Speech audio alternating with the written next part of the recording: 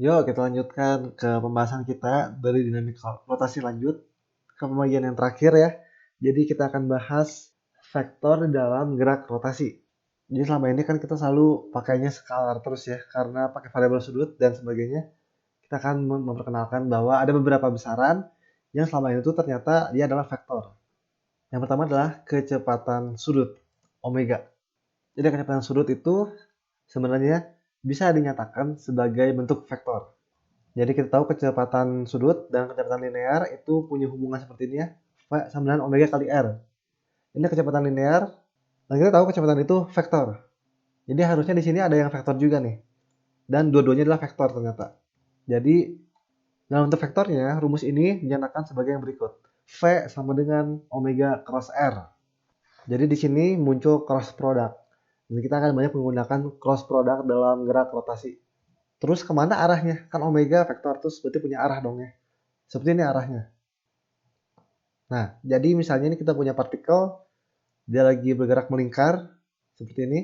Suatu saat dia punya kecepatan V, lalu ini R adalah vektor posisi dari pusat lingkaran ke si partikelnya. R ya, jadi tidak hanya jadi jari, tapi posisi. Nah, omeganya seperti ini jadi konvensinya. Kalau berputarnya itu berlawanan jarum jam, maka omeganya nanti akan keluar dari lingkarannya.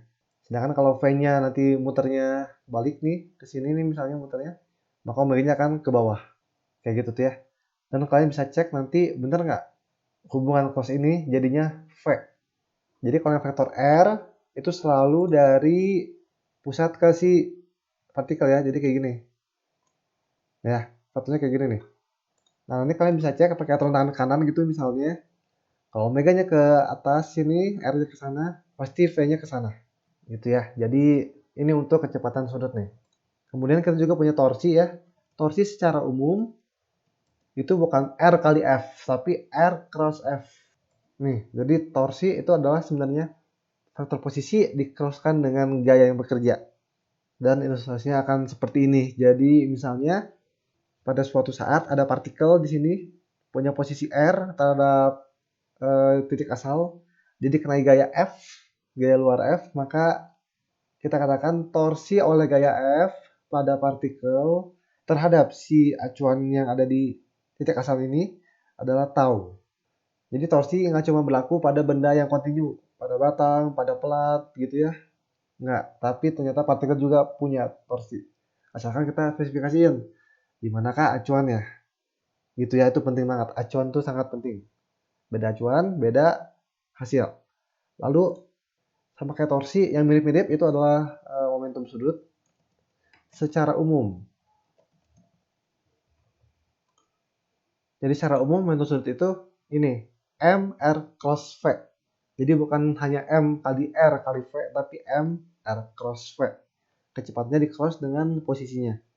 Dan mirip dengan ini ilustrasinya. Jadi misalnya nih kita punya partikel di sini pada posisi R, laju dengan kecepatan V, maka dia punya momentum sudut terhadap si acuan yang ada di sini nih. Kita misalkan acuannya di sini nih ya, di titik asal, maka ada momentum sudut L. Gitu. Jadi vektor, torsi, vektor, L, vektor. Dan di sini diperlukan kemampuan untuk cross product ya. Jadi kalau lupa bisa banget diulang lagi video yang vektor. Pertama banget itu ya, pertama banget videonya. Yang perlu diingat adalah bahwa beda acuan, beda hasil. Jadi pilih acuan di sini dengan gaya yang sama, posisi yang sama itu pasti beda.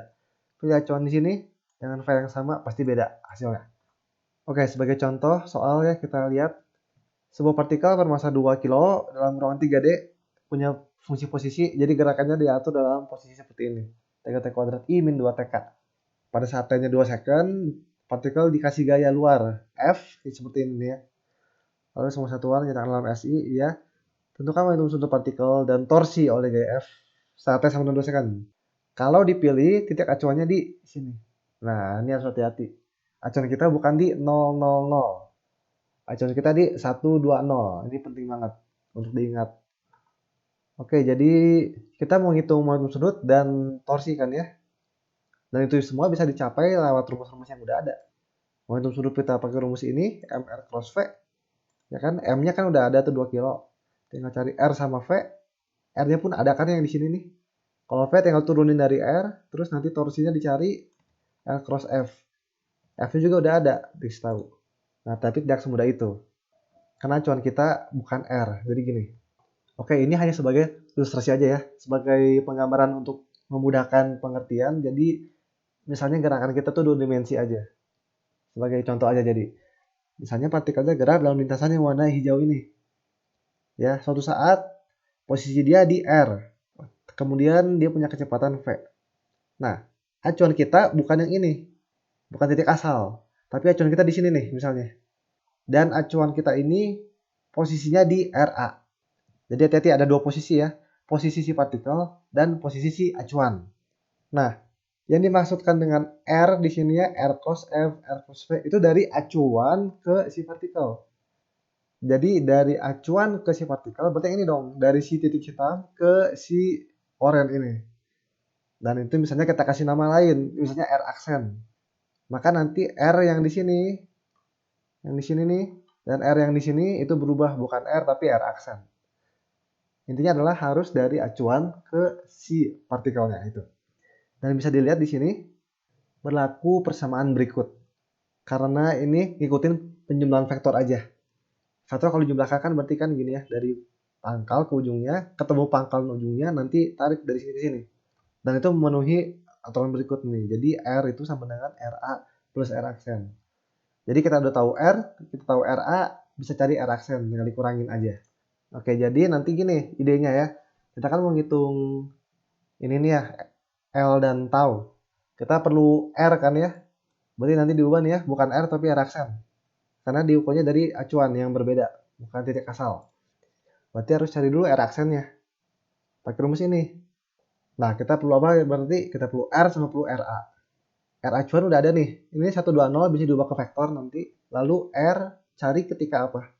Ketika katanya sama dengan 2. Jadi kata-katanya sama dengan 2, R-nya berapa? Oke, itu dulu yang kita cari berarti ya. Kata-katanya sama dengan 2, ini bisa diperoleh nanti R-nya, posisinya itu sama dengan, maksudnya tuh ya, T-nya 2. Dapetnya nanti 12I dikurang 4K. Satunya dalam meter, karena dalam SI semua tuh ya. Oke, ini posisinya. Sedangkan RA-nya, itu kita kan perlu cari juga RA. R acuannya itu 120.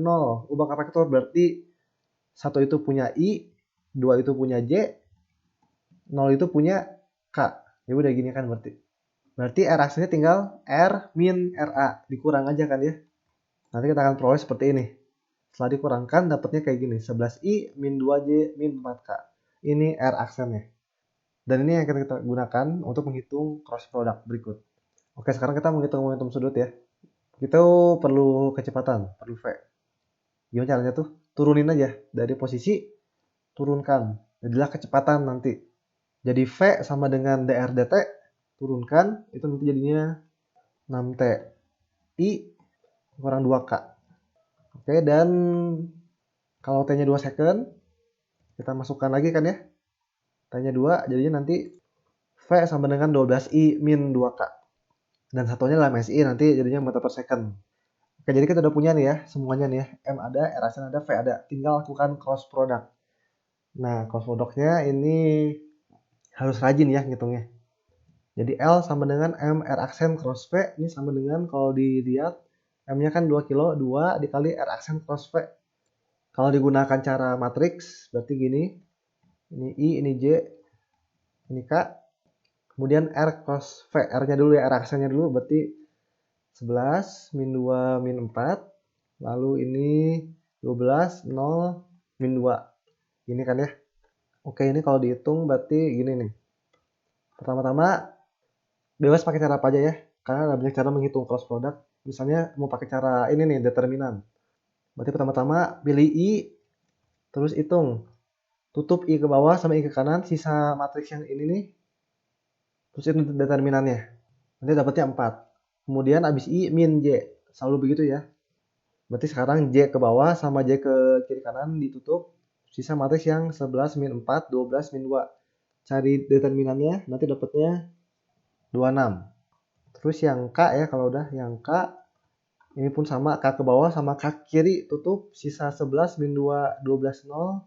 Determinannya cari, dapetnya 24. Nah oke, nanti dengan cara yang panjang ya, nanti tinggal rapihin, dapetnya segini. L sama dengan 8I min 52J plus 48K. Dengan satuannya kilogram meter kuadrat per second.